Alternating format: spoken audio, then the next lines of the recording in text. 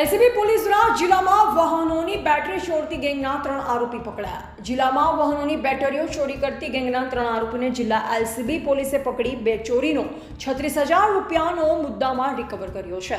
સાબરકાંઠા જિલ્લા એલસીબી પોલીસના in charge PI DC સાંકરિયાના માર્ગદર્શન તળે પીએસઆઈ એસજે ચાવડાની ટીમને મળેલ બાતમી હકીકત આધારે વોચ ગોઠવતા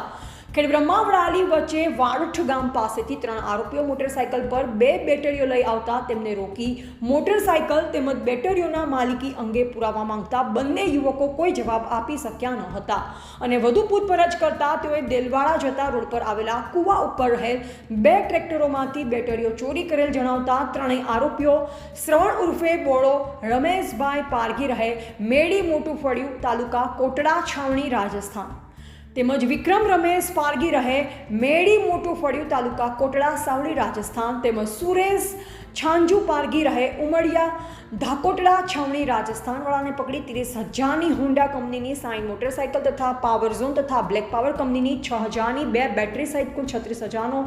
મુદ્દામાલ રિકવર કરી બંને આરોપીઓને વડાલી પોલીસ સ્ટેશન સોંપ્યા હતા। રિપોર્ટર જયેશ ઠાકોર સાથે શૈલેષ પટેલ, જિલ્લા બ્યુરો ચીફ, સાબરકાંઠા।